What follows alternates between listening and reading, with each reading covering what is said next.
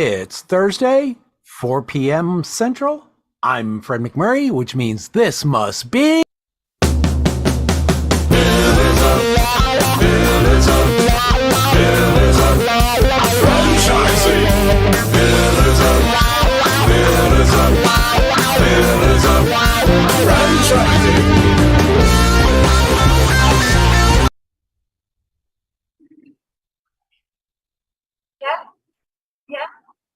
It is you. It's not Elizabeth. She's taking a fabulous vacation. Poor Karen's out sick. Jerry's traveling back from IFA. Andrea's at IFA. We're the only ones here, except for Laura and Ray. Yeah. No, not really. You don't get to take over.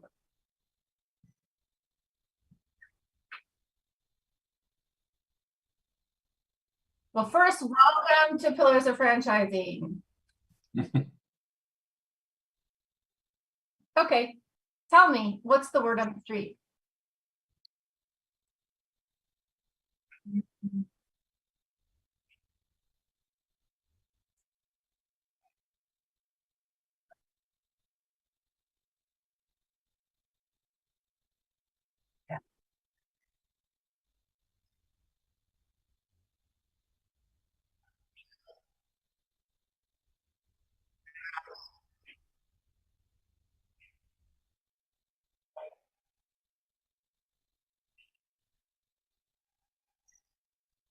Yeah, I mean, it would make me nervous too. I mean, first you had a big run, everybody was investing in subways, and they allowed their franchisees, instead of protecting territories, they allowed them to cannibalize each other, which meant that they opened very close to one another. What could be a wildly successful store now had to essentially split their sales with a store 2 blocks down the road, and that creates issues. Then not too long ago, we had a situation where they were demanding everybody have the exact same hours, irrespective of where exactly they were. Some stores might be in a downtown urban area that literally shuts down. Like when I lived in San Diego, 5 o'clock used to be, okay, not anymore, but used to be 5 o'clock during the week, the whole city shut down and there was nothing going on down there. It wouldn't make sense for a restaurant like a Subway to continue to be open 7, 8 o'clock on a Tuesday evening.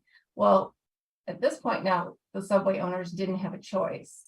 A lot of the pricing was going to be set pricing. The menus are going to be set. Now, menus, things like that, if you think about the McDonald's model, those things make sense, right? That's why you buy a franchise. But some of the other things that they're doing really doesn't make a whole lot of sense. I get that they're trying to protect the parent company.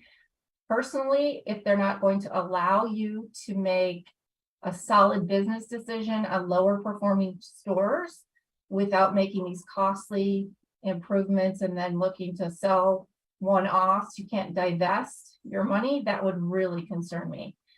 I'm not a restaurateur. I do not have any interest in Subway. So I'm speaking from an outsider looking in. I can't say that I'm on the inside and I know all of the, details in the Subway franchise, but from an outsider looking in, it's not a brand that I would get involved in, nor have I been involved in several years, because it just makes me uncomfortable.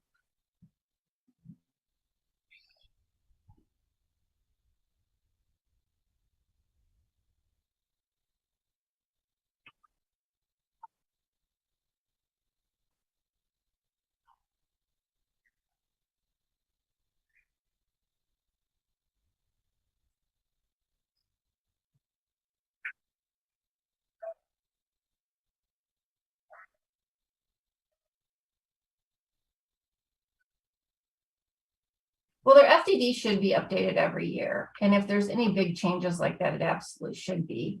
And this is the exact reason why you want to get not just any lawyer, but a franchise lawyer to review the FDD with you and keep them as a partner, because should you have some of these issues with your franchisor, you need to be able to call that franchise attorney and say, hey, listen, this is what's going on. In our franchise, we had a change of events where our national marketing fund was changing, right? Well, that had to go to a vote. And in the vote, it was stated that instead of just automatically dumping in this big increase, the franchisor was going to put it in over a course of 4 years, right? And so the owners in that case voted that they would indeed do it because it was kind of dribbled in, and they defined why they were doing it, and the owners agreed to do it. So that even if you were under a 10-year contract, maybe you're in year 2, within the next 4 years, you would be brought up to a 2% national marketing fund based on sales. Now with Subway, it doesn't appear on the surface that a whole lot of what's been happening to those franchisees has been voted on. It appears it has been said by many owners that it's being shoved down their throats. Again, I'm not a legal expert. Laura List would be a great one to talk to if she's familiar with the Subway fiasco. She might have a few things to say about that herself.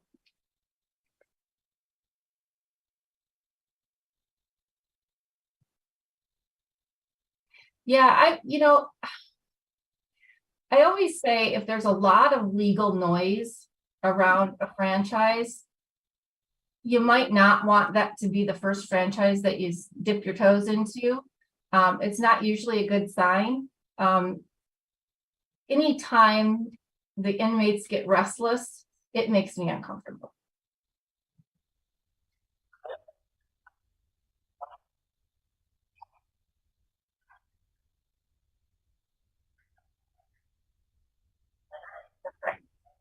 Yes.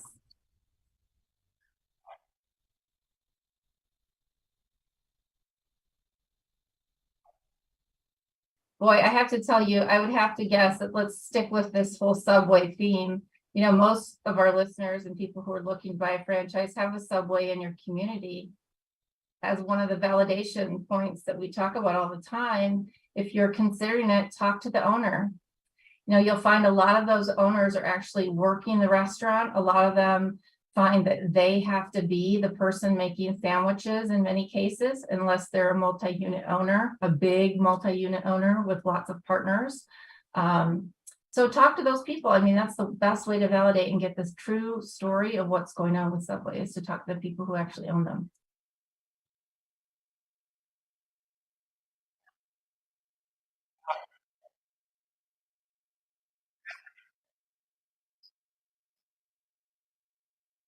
I just like eating at them. So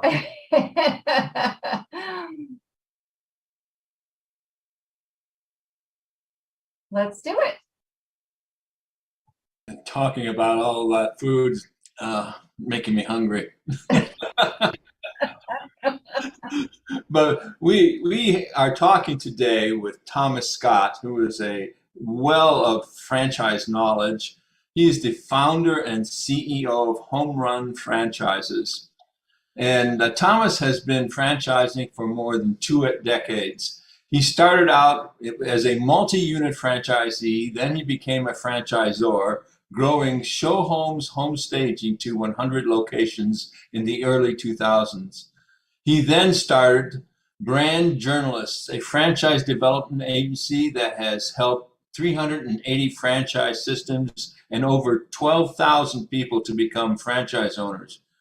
He has been a multi-unit operator with top sales in each system in 3 different franchise brands.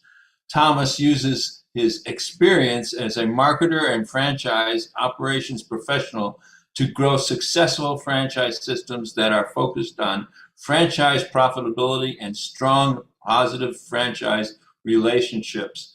Welcome to the show, Thomas. Oh, thanks for having me. Thanks for the intro. Thomas, it's great to see you again.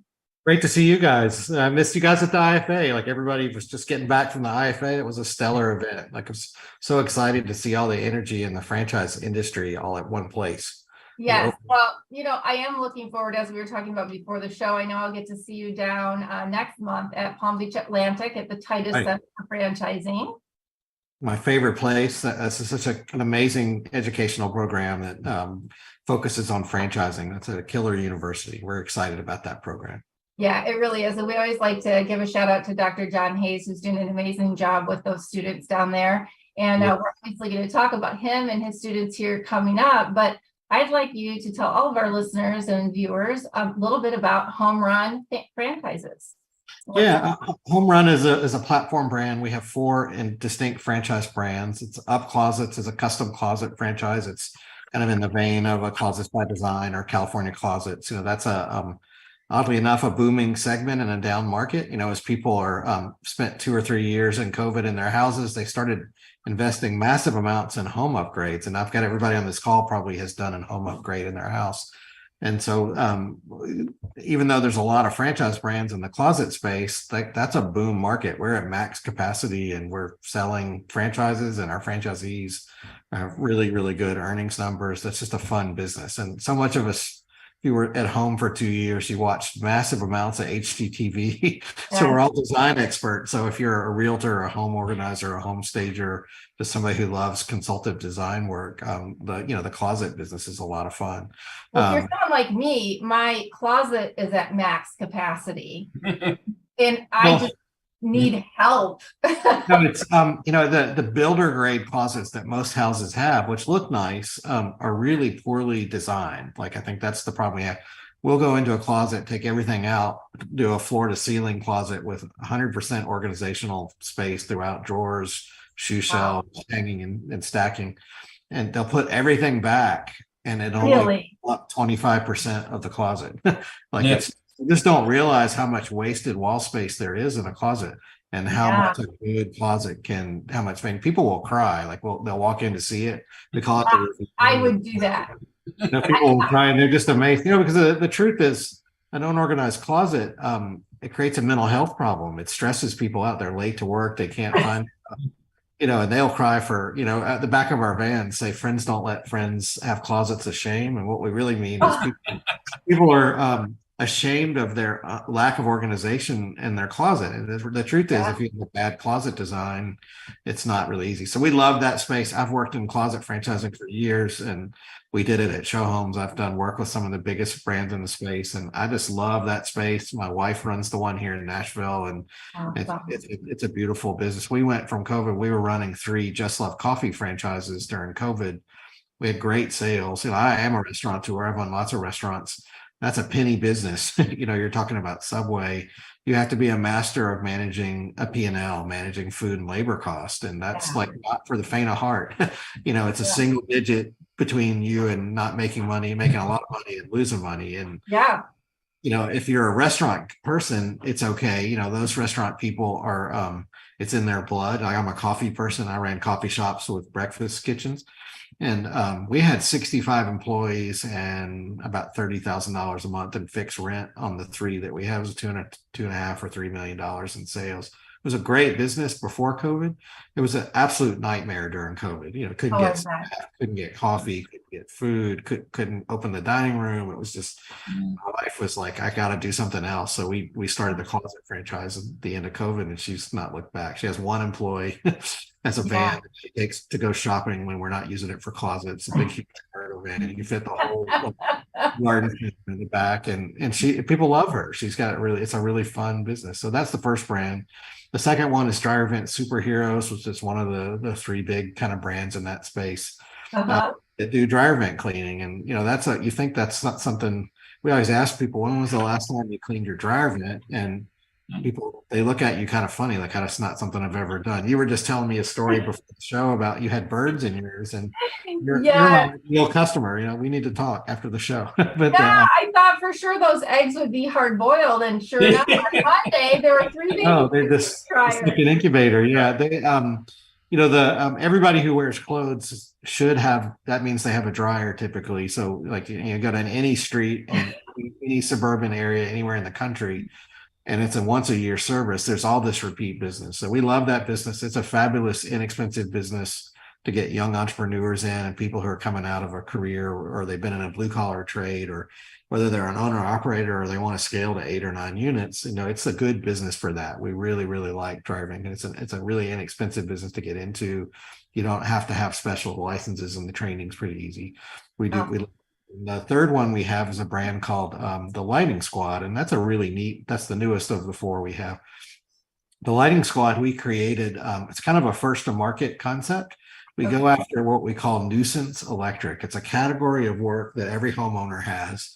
We hang ceiling fans, we replace boob lights, we hang TVs, we install ring camera systems, we do low voltage sound systems and outdoor lighting. We change light bulbs that are really high up in entryways. It's just all the stuff that homeowners know they need to do and they can't ever find someone to do, or they just don't want to have a master electrician to come for $1,200. And that business, we have a special ladder that Little Giant makes for us. We call it the skyscraper.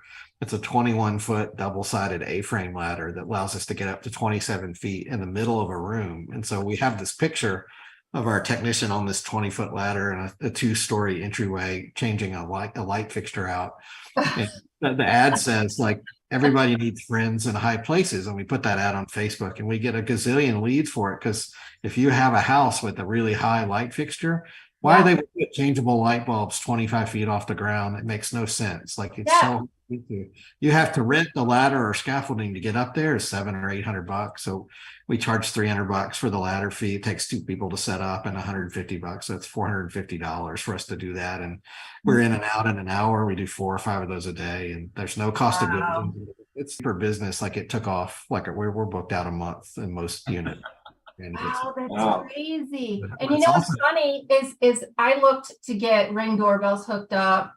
I have 2 ceiling fans sitting in my garage. Yeah, we need to talk again. But I would come to your house and we would do your Ring doorbell, which is a couple $100, or hanging ceiling fans, and we would say, what else do you have? We hang pictures, we can clean windows, and we do all this other kind of related handyman stuff. And we do it. You could do my dryer vents, you could do my closets.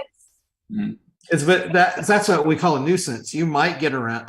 We hang ceiling fans for people who see our ads on Facebook, and they've had those 2 ceiling fans in their garage for 5 years by the time they get around to calling us. Yep, mine will be extinct before the lighting code, the electrical code. The warranty's all gone. But that's everybody on your street has. Even every homeowner can think. You guys will probably all think about something that you have. Sure. Oh yeah. Thomas, all these franchises that you have sound really easy to get into. Can we talk a little bit about what's involved in getting into them? Yeah, for sure. Well, let me back up. And the 4th one we didn't talk about is called Lifestyle Window Films, and that's a window tinting business for homes and businesses. We do security film, frosting, decorative film, all the solar films. That's a really cool green industry business. That's a neat business with really, really high margins. But we built all of these businesses.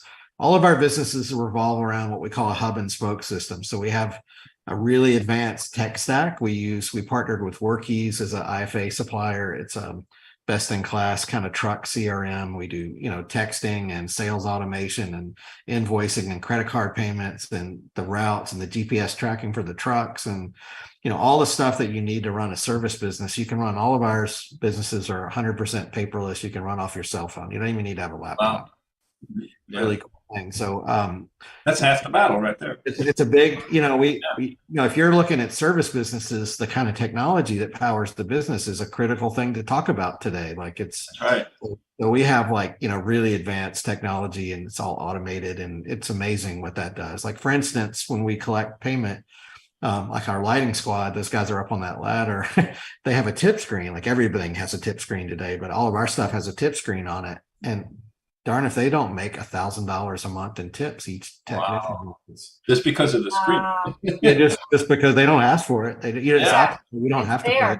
If somebody's on a 25-foot tall ladder in your living room and they do a great job and they're really professional, clean, and they do a good job, you would throw them $50. You wouldn't even think, because that's a big thing. You don't want to get up on a 25. I don't even like getting up on a 25-foot ladder, but but it's kind of a fun business for the person that kind of gets how lucrative that is. So we designed everything to be scalable and similar. So all of our businesses use similar marketing. They use similar training. We have similar coaching and onboarding. It's like a hub and spoke. So there's a lot of shared kind of resources for us. And all these businesses fit together. So we cross-sell between brands. Like, we'll go put a closet in and end up selling dryer vent stuff and lighting squad and window film for the other brands in that area. It's really cool. We have rack cards in the vans and they hand them out. And it's kind of crazy, like, how easy it is to get somebody else business when you're standing there. Well, Thomas, Ray started to bring that up. So tell us, for somebody to get into these brands, your point of entry seems to be very reasonable. Can you Yeah. talk about that? That's a perfect thing. I'm glad you said that. If you Google how much does it cost to start a business, the excerpt that Google will put up is $30,000. Like that's what it'll show is the kind of pull out kind of excerpt. If you Google how much does the average franchise cost, it's $250,000. And so that scares a lot of people away. Yeah. All of our businesses, from the closet is the most expensive and the lighting squad is the least expensive, run from $44,000 to $62,000 total investment. That's the van, the tools, the training, Oh, the wow. insurance. Yeah. Like something simple, like, can we figure out, we like Mercedes vans. A lot of our techs drive Sprinters and Right. Metros. I think when you roll up to a house in a nicely wrapped Mercedes van, people do notice the big oval on the front. Like it just says, wow, you must be, you have a Mercedes. It costs exactly the same as a Ford or a Ram. It just, it's a German car. We actually switched to them because they didn't have chip problems during COVID, and that's why we started buying them. But we like them. They drive better and they're nicer and they hold their value. We underwrite the leases for our franchisees, so I guarantee the leases. So it allows you to qualify with only $700 down and the tax and title. So for a couple of grand, you get a wrapped van with ladder racks and interior racks, a bulkhead, a floor, all that stuff delivered to you. And it's a 60-month lease to own, and you own it at the end of the lease. There's no mileage restriction. We just made it really easy. So I had to take the risk as a franchisor to underwrite the things. And all that really means is if you defaulted on your lease, I would take it over and make some payments. I never have enough vans. I can get rid of vans tomorrow. It's not, that's actually a good deal for me. So, but that simple willingness to be pro franchisee, which is a core cultural part of our brands, makes it possible and knocks $30,000 or $40,000 of the cost of the franchise off the bat. Now you can go buy your own van if you want, or you can buy a used van, whatever it is. But most people just really like having a brand new van delivered. It's easy. So our total investment being in that 40 to 60 range is a lot closer to where the 25 million people are that are looking to start a business. And so when you look at those people and they look, I could start one for 30, but I have to figure all this stuff out, like software, technology, a website, marketing, staffing. Where do I get shirts? What does my logo look like? And you go for just a little more, you could run a really reputable franchise from people who know what they're doing and have done. I know these are my 9th franchise systems I've franchised. It's not my first rodeo doing this. Because I've been a franchisee many times and I'm a serial entrepreneur, and I come from a big Lebanese family, and we're all about entrepreneurship in my family. And family, right? Family and entrepreneurship. We're short and fat too. That's the other thing. We're 5 by 5. That's what we say about Lebanese people. They don't live long. They have a really good time while they're living. But that just is the idea that business ownership should be fun and interesting. And when you've been a franchisee, I've been a franchisee in systems that weren't fun to be in. They were you were talking about Subway is a great example. That is not a fun business to be in. I'm a huge fan of Subway. I love their products. I eat their sandwiches all the time. But I mean, the franchisees are hurting in that system because the franchisor isn't pro-franchisee.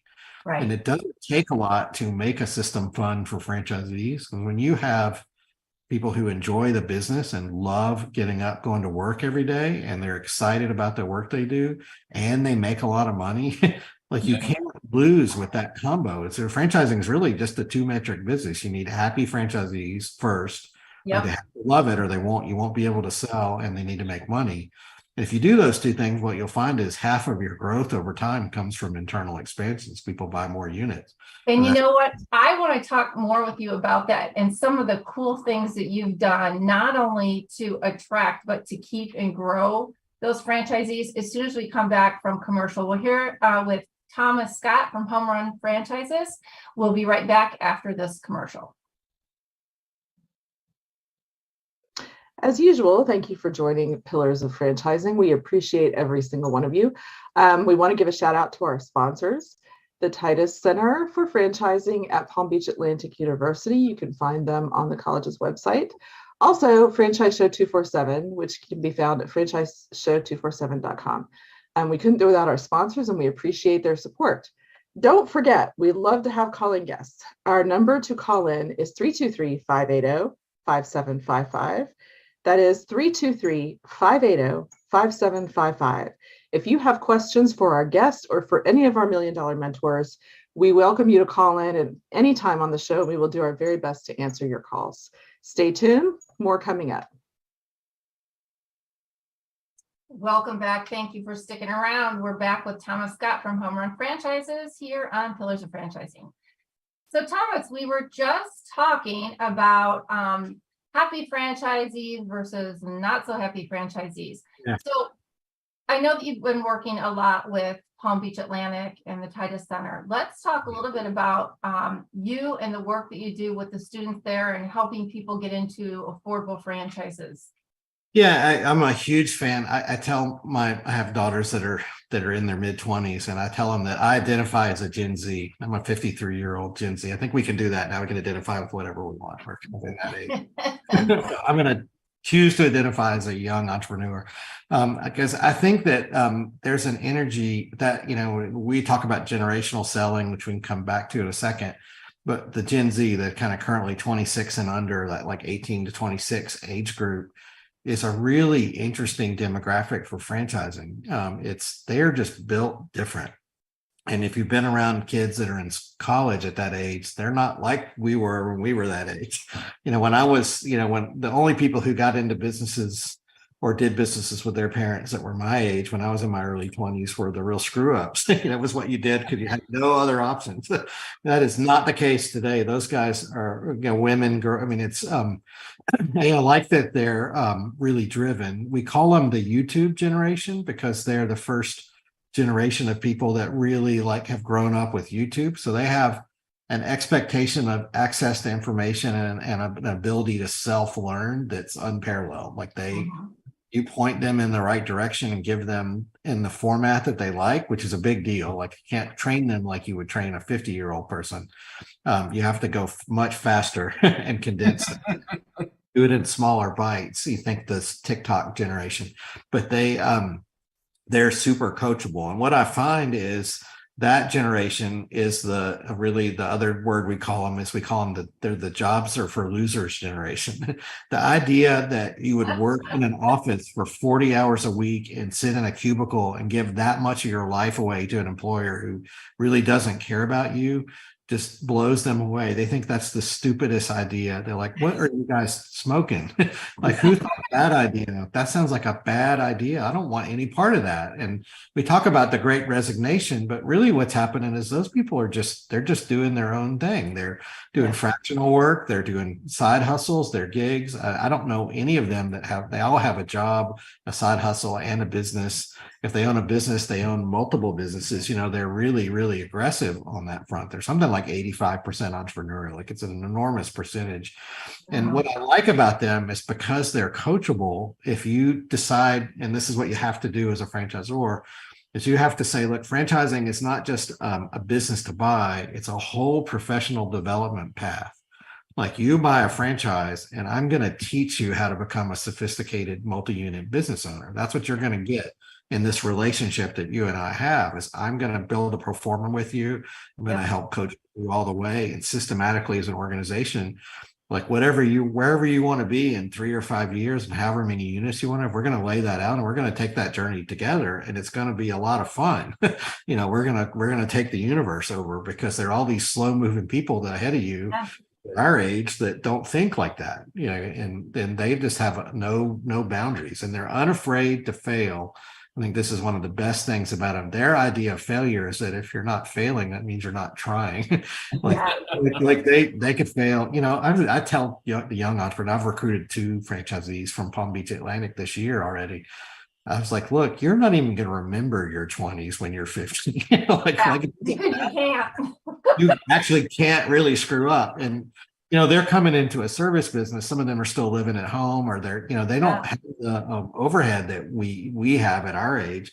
So their idea of winning and losing is completely different than what we think of, than a baby boomer would think of. Somebody's got been in a career for a while. So I love young workers. I really think that the Titus Center at Palm Beach Atlantic's done a fabulous job of creating a whole new generation of franchise executives and people who are really knowledgeable about franchising.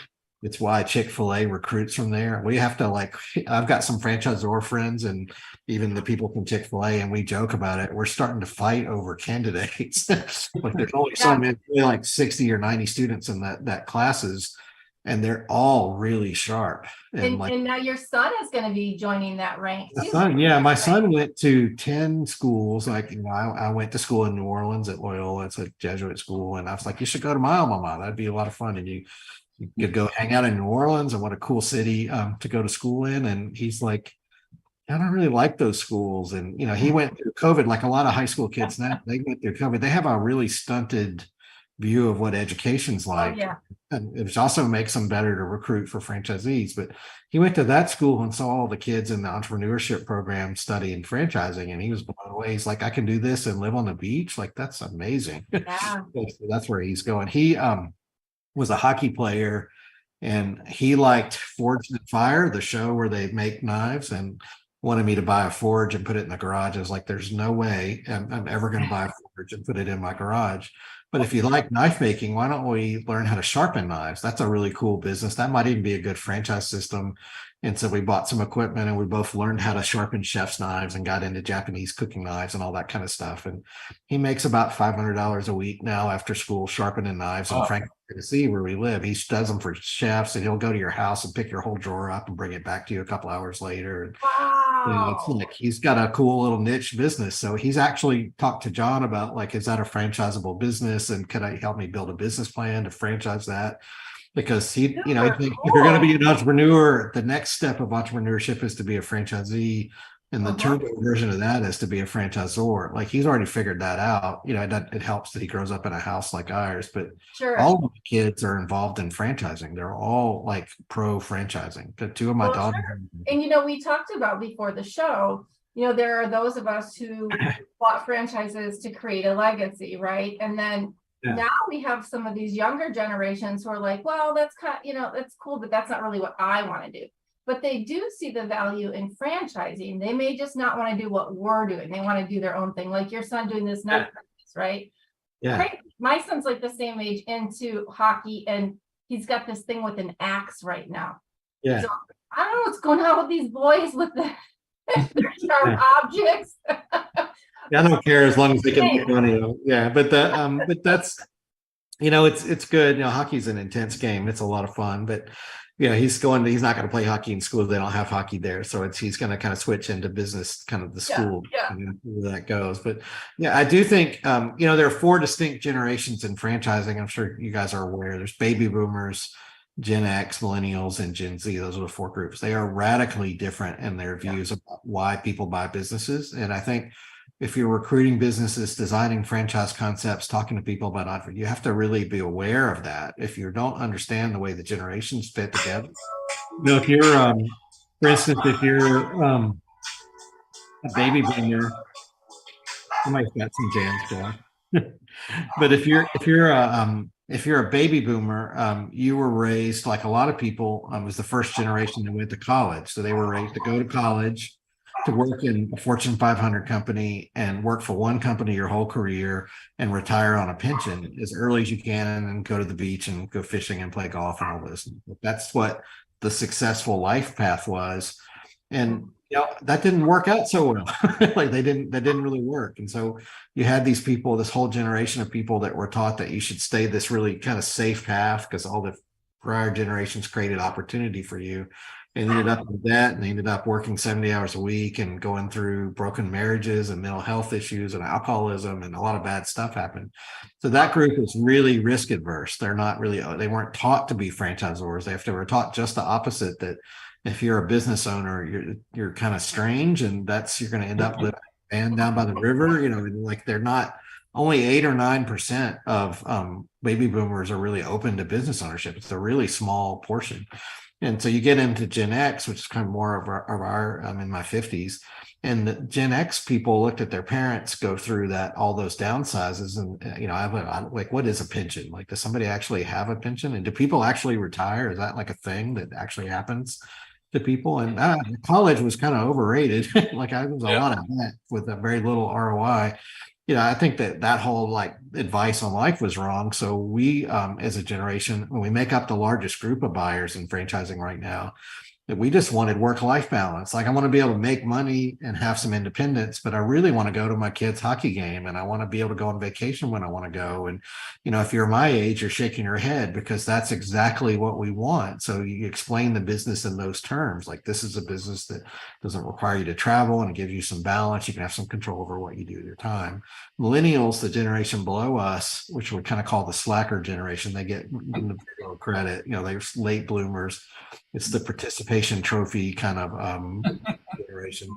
But they looked at Gen X buyers and they think, God, you guys are like capitalist pigs. You did I like the work-life balance makes sense, but you'll do anything to make money. You don't care if it's running a Hooters or doing a business with poor people, or you don't care. If it makes money and gives you the balance, you're happy, and like I want something a little more mission driven and authentic, and I want to make the world a better place. And so if you were at the IFA, one of the company I really love is Meals of Hope, which is a nonprofit franchise that does charity work to feed and solve hunger problems. It's an amazing business. And all their owners are millennials because that's the kind of business that emotionally resonates with those people. Millennials also make up the largest group of buyers for home care brands today. Like they're the people taking care of baby boomers because it makes the world a better place. And, so they have a really distinct way of authentic businesses, mission-driven businesses. The business has to be real and emotionally cool for them before they make money, and they make money after that. Then you get to the Gen Zs, which are the side hustle generation. They're all Gary Vee tribes people. Like they're all about like hustle and building a business and doing some cool stuff and enjoying the work you do. And they're less concerned with the mission-driven business, but more sensitive to diversity and inclusion and more sensitive to the world as it is now. Like they look at things differently than somebody my age would. But I think all those generations matter. So when you're recruiting franchisees or creating opportunity for people, you have to be really sensitive to, well, at what point in time did this person come from and like how do they view the world, or you're going to have a complete disconnect with them. Yeah. Well, I think that's what makes your brand very unique and interesting. With a low point of entry, I look at your brands and I'm thinking, wow, I could afford to do a couple of these, right? I mean, and that's really great about some home service brands is that a lot of them can piggyback, on one another quite easily. And you can share client lists, like a lot of, umbrella platform brands are doing now. And so I'm curious, do you find a lot of owners that have multiple brands within your platform? Yeah, I have a couple. Some people have the lighting squad and dryer vents, one person up closets and a window film business because they kind of fit together. They all do. Like I think if you don't have the ability to expand in more units in your geographic area, going to a related brand makes a lot of sense. The thing about the way that I design my concepts, is we'll do more than the 4 we have as we keep going, is that we really think that we should have low overhead. They should be van-based and mobile. We like businesses that you don't have to have huge numbers of employees. So a lot of service brands like restoration is a good one. You can make a lot of money in restoration, but you have no work-life balance. You have to chase storms and leave at weird times, and you're gone for weeks at a time, and you have to have massive amounts of equipment. And you have to have really skilled technicians and an army of them. And I don't want, after running the restaurants, I don't want any part of that. My wife has one full-time installer, and it's those two, and they go out and do all kind of amazing things. And it's funny because retail management, when I was working with a broker to buy my brand, that was one thing I said, I don't want to be a part of anybody's emergency. Yeah, right. Yeah, nobody like needs to have window film, and that's not an emergency. Yeah, a dirty toilet, it can wait. Yeah. So all of our stuff is schedulable and balanced and easy to manage, and that's really important. But there are service brands like painting is really popular right now. Like that's a much harder service brand to run than any of these. Like you have to find skilled painters and 15 of them. You got to have a whole crew of people to do multiple jobs. It's hard to scale that business. It's a great profitable business, but again, it's hard to get into and kind of make work. So we like the simplicity of our brands. We look for a really particular sweet spot: affordable entry, simple to operate, easy to train, easy to market for is a big part. We haven't talked about marketing. but our whole customer acquisition kind of method is state of the art. Like we're way ahead of most people in the way we think about how to get to people. And the last part is that it needs to be specialized. I like very niche concepts, like the riches are in the niches, like for sure that works in this business, because if like you have a dryer vent problem, I'm your expert in your market. You know, if you need that to change a light fixture that's 20 feet off the ground, like I'm the one guy that has that problem. Right. And, you know, I have lots of reviews about why I'm good at that particular problem. I think that's how customers are buying services today. They're not, the market celebrates specialists and forgets generalists. So when you go have a problem, you look immediately for proof that the person you're going to hire can do that thing. You don't hire an electrician or a handyman. You hire somebody that does light fixtures, or somebody that hangs TVs, or somebody that cleans dryer vents. And if you can align a brand around changing customer behaviors, you unlock a whole level of performance for marketing that's much more affordable and productive and efficient with a higher ROI. Yeah, all of these concepts sound really interesting and fun and easy to get into. And what would be the best way for people to get a hold of you when they're ready to make that plunge? Sure. Well, I'm certainly on LinkedIn. Our website is homerunfranchising.com. And you'll see all of our brands, and you can connect with us. We have Calendly links. You can book a Calendly. I'm on TikTok. The official Thomas Scott is my TikTok. You're everywhere. Yeah, we're all over TikTok. They say in our company, they say I'm the TikTok hype man, because that's all I do. Is, but we have. I'm jealous. I am so jealous. It's a lot of fun. We believe in communicating emotional messages through short form video. Like we do it with our customers. We do it in our ads.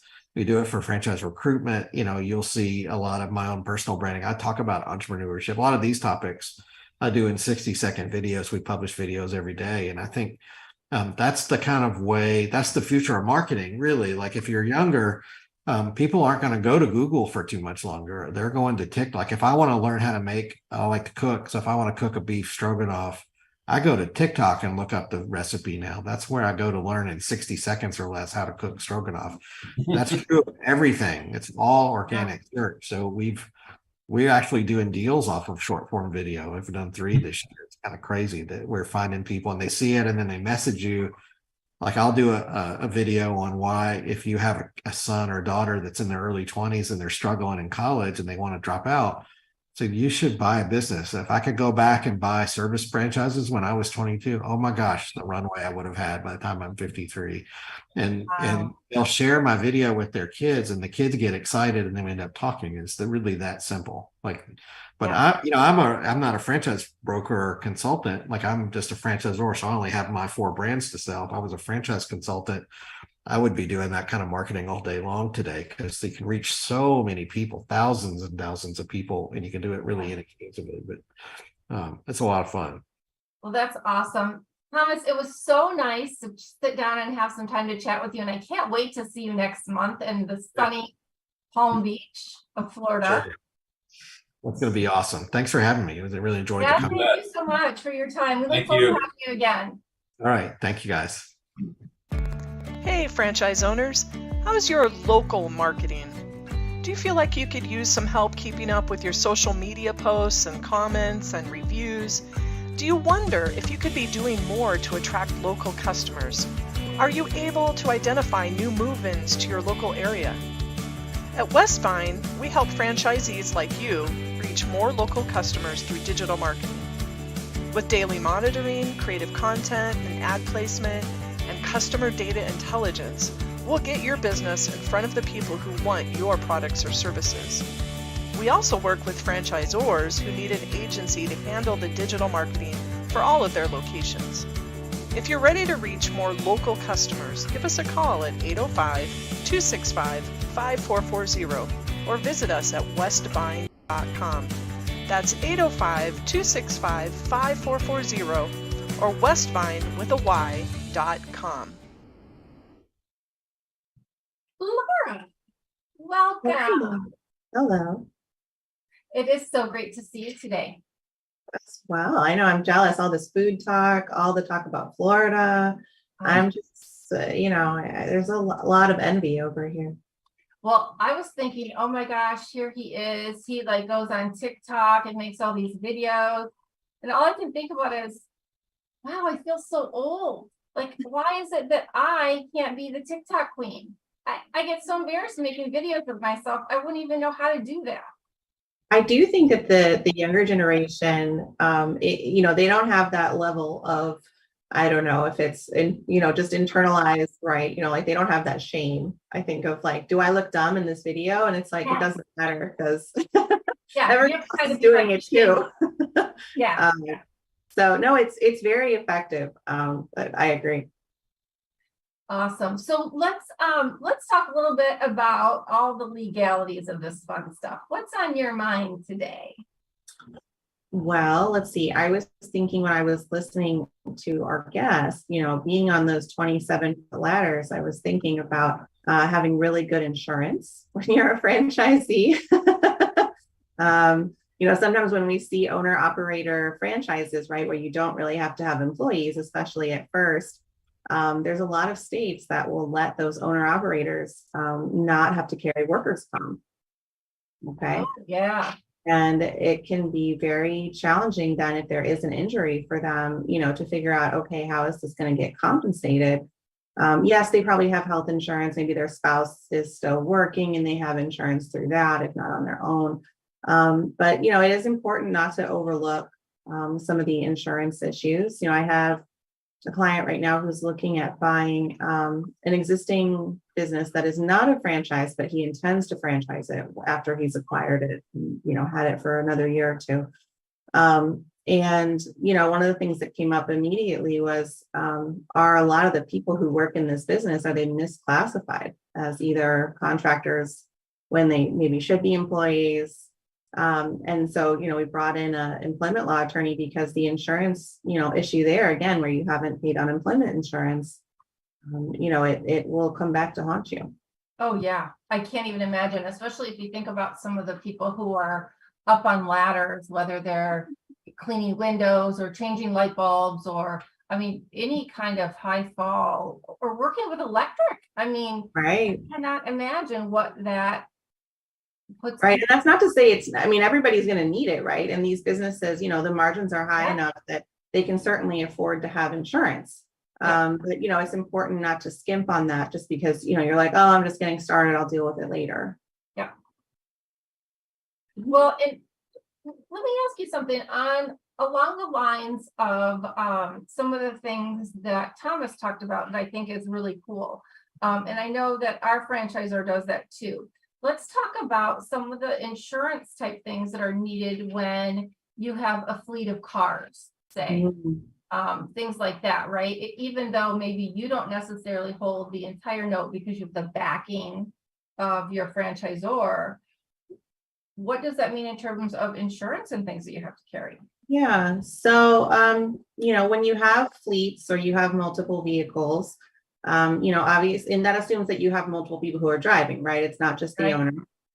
So, not only will you have, regular auto liability for underinsured or uninsured motorists, you probably will also need to have, hired motorists, which means that you're using it, it might be someone else who's driving. It's not just the owner. That can really affect your premiums. Like I know another client that I've worked with where, they have had, they didn't check people's driving records before they hired them, but it is a business where they need to drive. They just asked, do you have a driver's license? Yes. Okay. And they did have a driver's license. However, once they got in there, they had to tell their insurance company who was going to be driving, right? It's these 5 people or whatever. And their rate immediately spiked.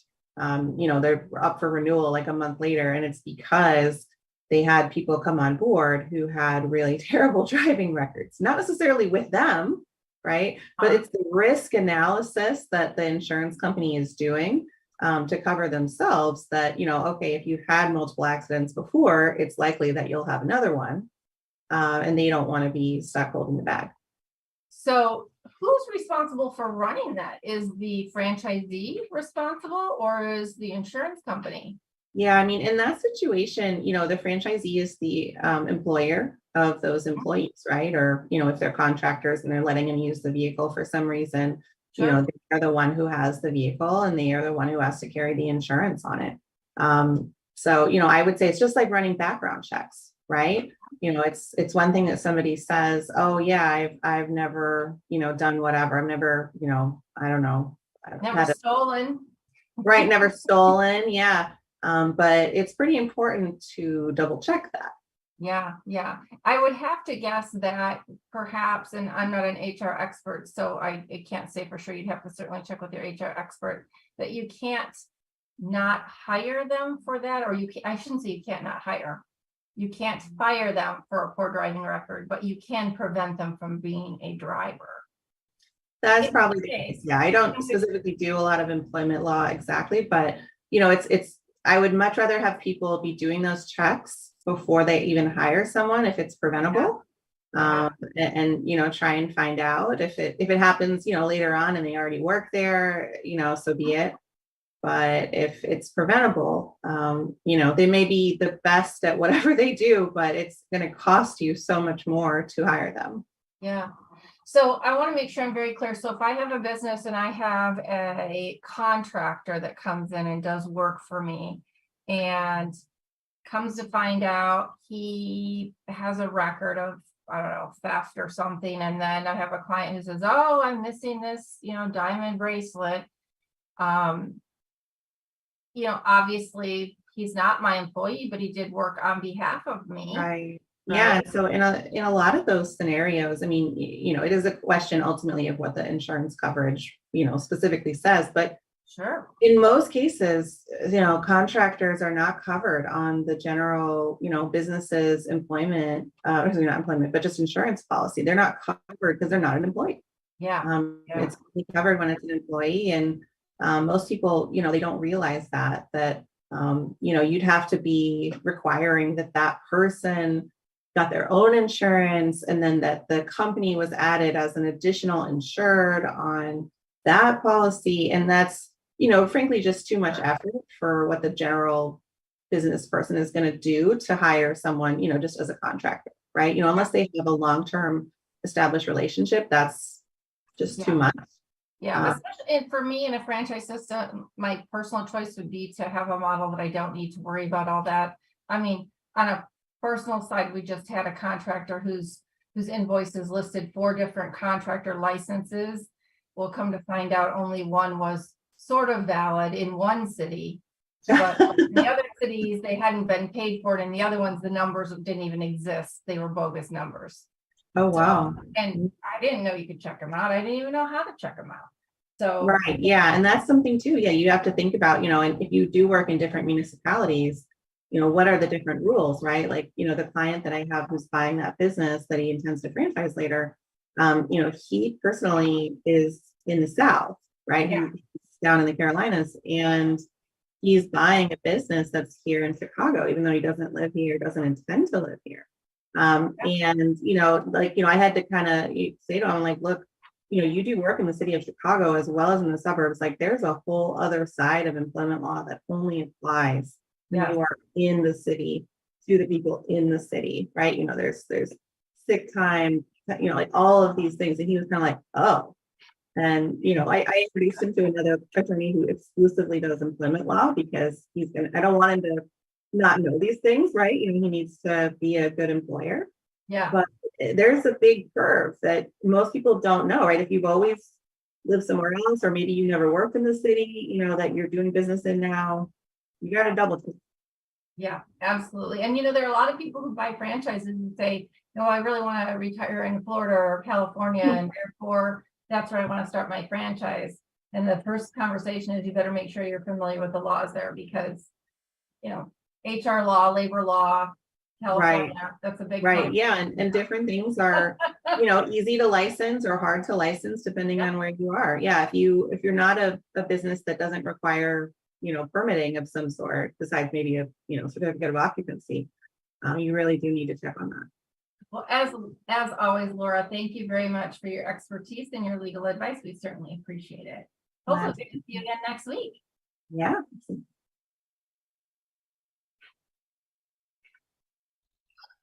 Here we are. Yeah. Oh, I thought Kristin was going to be on this one too. So,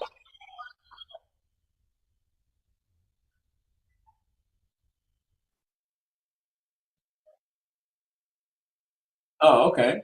Okay. Ask away, Grand Poobah.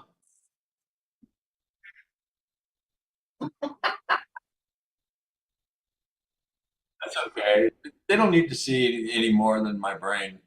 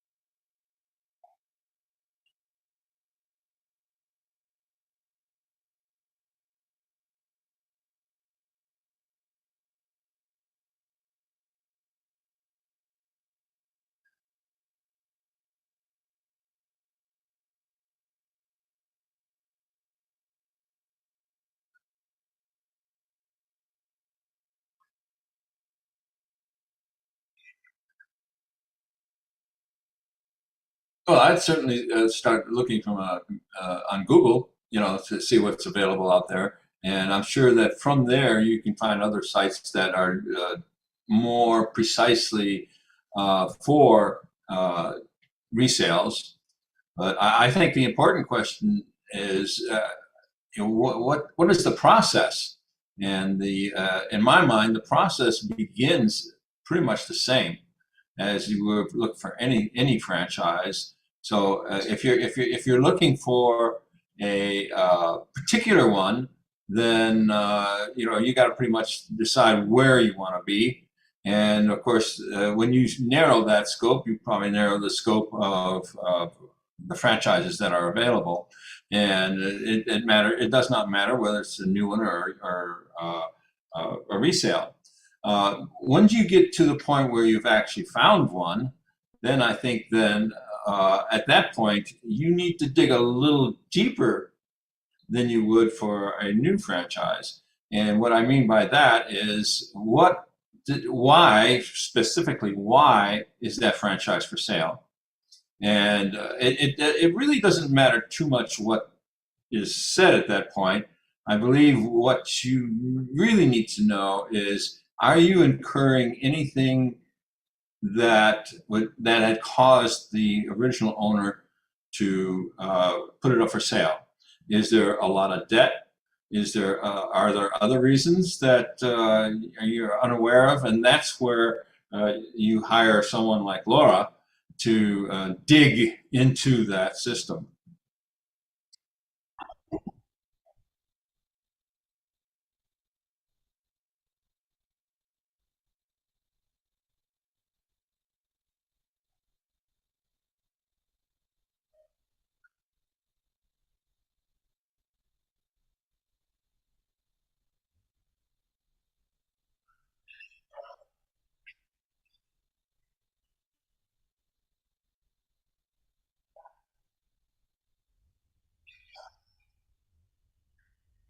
Oh, sure.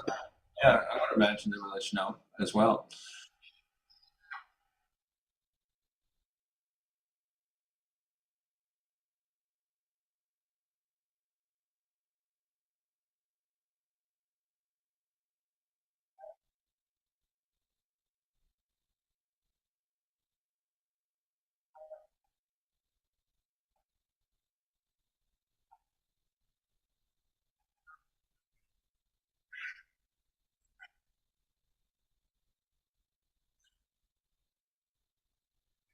That's certainly, it's the same thing if you're buying a home. I mean, you can find, what do they call them? FSBOs, for sale by owner. You know, I'm sure they're out there. And if you do the research well enough, you can find it. And just like with buying a home, you could probably get it a little cheaper. But if you have a broker, now some of the things we just talked about, she may or he may be able to do that. So why don't we bring Kristin in and let her talk a little bit about that?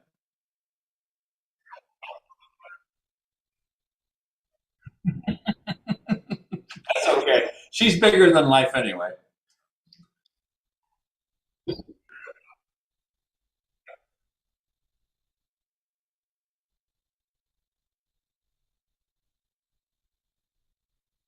Well, so you guys certainly did mention a couple of the ways, and you know, Ray, you're right. If you want to do it on your own, like you're buying a house for sale by owner, franchise for sale, biz by sell, there's a lot of, I'll call them search places out there. And many of them in some way or form are tied to either brokerage houses or specific brokers, right? That's how they appear. That's what's behind them. There is a large misnomer in that there are only a few brokers out there who actually charge the buyer to help find a franchise. Most all brokers are paid by the brand that they sell. So you know, some would say, well, then how do I know that you have my best interest in mind? That's really where building a relationship comes from. I think if you are dead set on a brand, you drive by that coffee shop every day, Big B Coffee, and you're like, I really want that location. I really want that brand. I heard that lady's struggling and I'd like to buy her out. Then by all means, you don't need a broker to go and do that. You talk to that owner, you call Big B Coffee direct and say, hey, I need to know, do you have any for sale? And you start having them disclose for you, which means send you the franchise disclosure document. You start doing your research. The benefit, even on a resale, to using a broker is that a broker can help you navigate that big, ugly FDD and help make sure that you don't miss spot in the FDD. They can help you make sure you remember to validate. They can guide you along with what types of questions you want to ask, even if you have selected the brand. So those are the things that I think you should find value in a broker for. Brokers don't make a lot of money on a resale, not as much as they would on a new. But if you find a broker who's not really in it about the money, they're really in it to help people, that doesn't really matter, you know.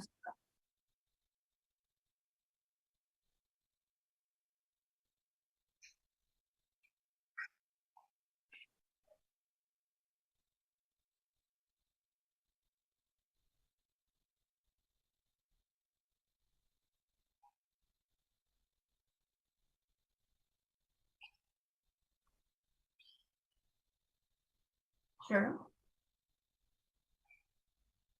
Okay.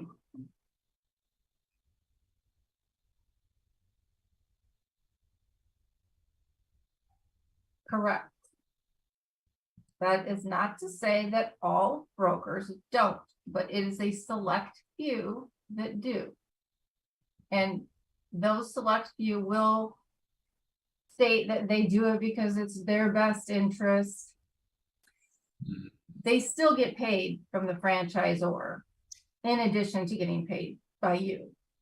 So take it or leave it. I'm not judging anybody, but yes.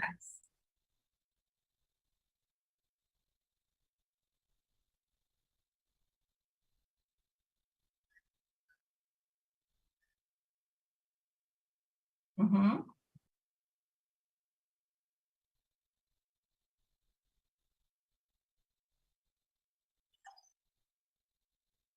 It's probably a flat fee.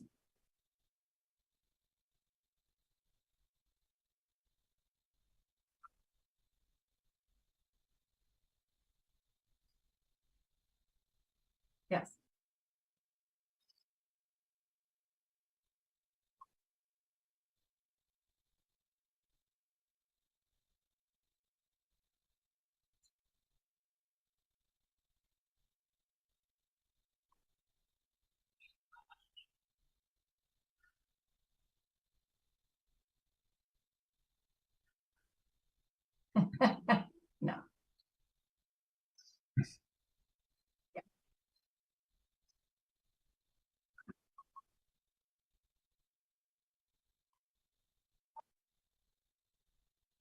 Yes, so every broker should have a slew or 3 or 4. I have 2 or 3 that I would typically work with based on relationships and reputation and the current situation that you happen to be in.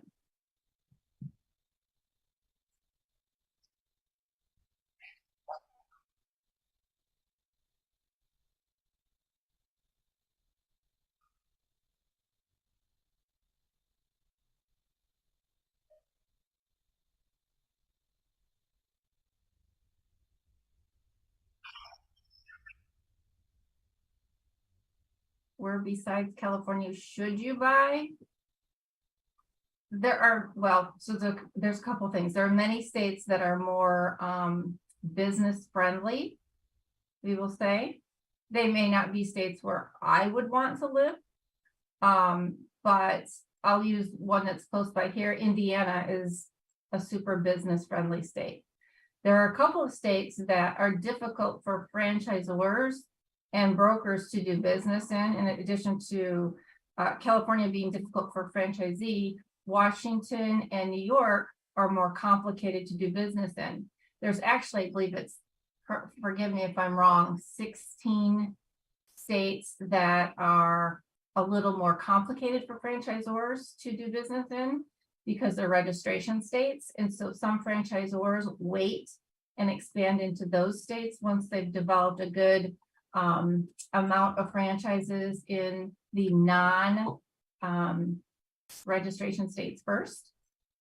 So, you know, it depends on what exactly you're looking for. So if you just came to me, Fred, and you said, you know what, I'm not really sure what I want to buy, but I know I want it to be a resale, I would take you through the same process that I would take somebody who's not sure what they want to buy new. And quite frankly, if I was talking to you about just buying a new one of the questions I would ask you is, have you considered buying a resale? You know, the difference between buying something new and buying a resale is A, how much do you have to put in and how quickly do you need to make money back? Because sometimes while you put money in more quickly, you're generating cash more quickly as well.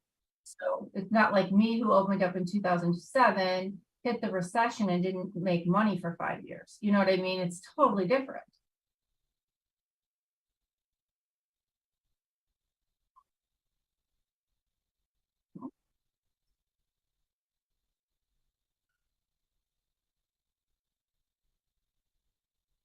Mm-hmm.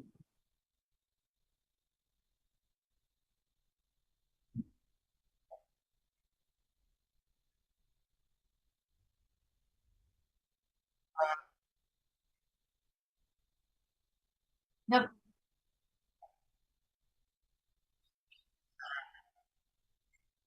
Mm-hmm.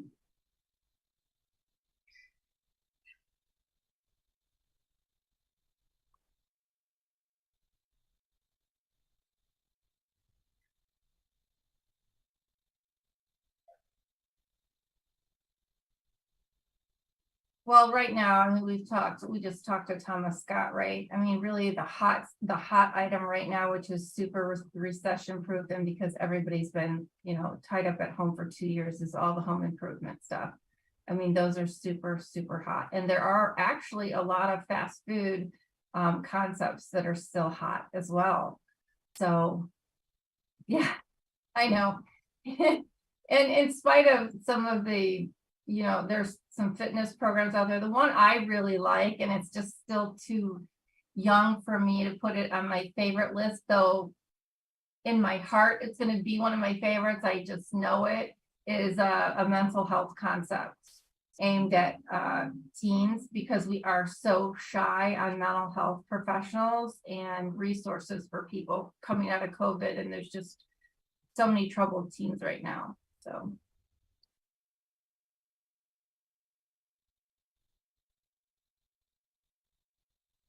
it is.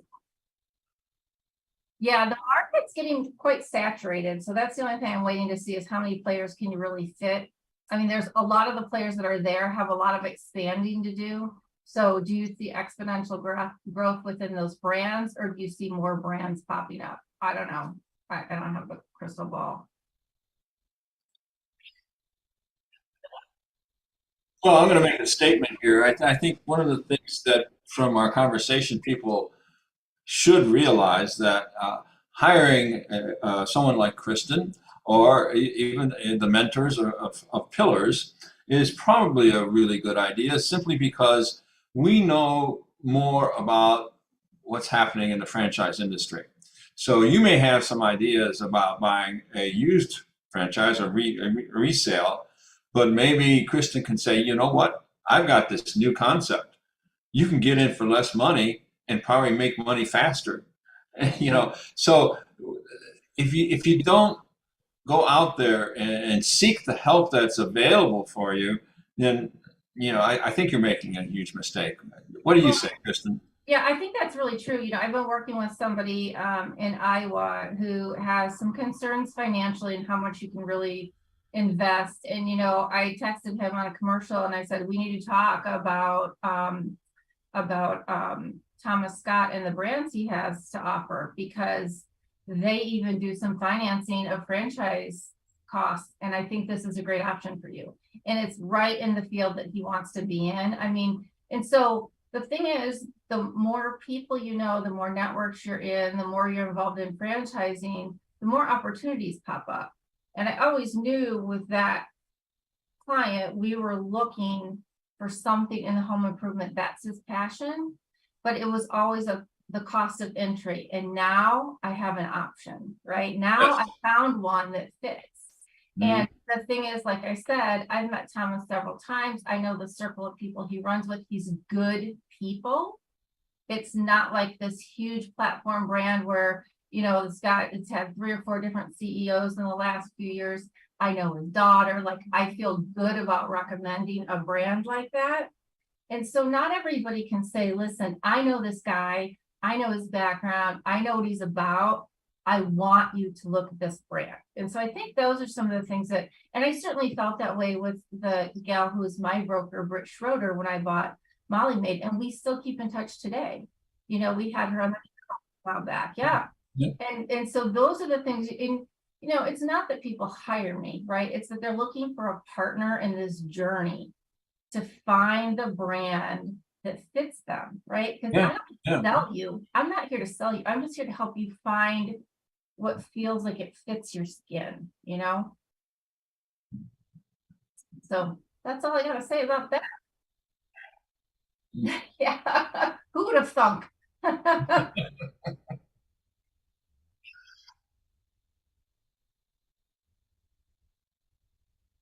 Certainly listen to Pillars and Pillars, and listen to the mentors we have. Listen to everyone on here. Delve into the industry as much as you can. Find out as much as you can about a particular vertical that you're looking at. Just immerse yourself in everything you can find, and so you can make a good, solid decision that you're going to feel good about. Thank you, Ray. You bet. Thank you. Oh, a wise guy, eh?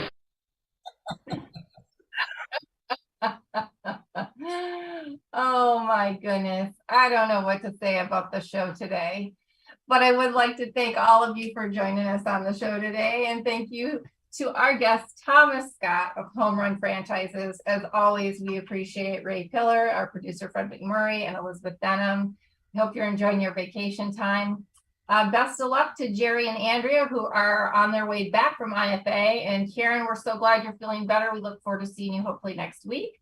We're thinking about you still. I am Kristin Selmeczy, and together we are your resource for franchising success. That's a mouthful.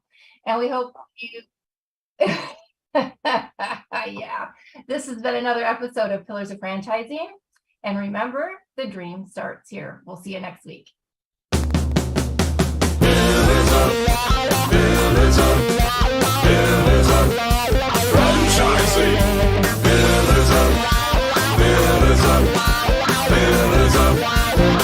Franchising.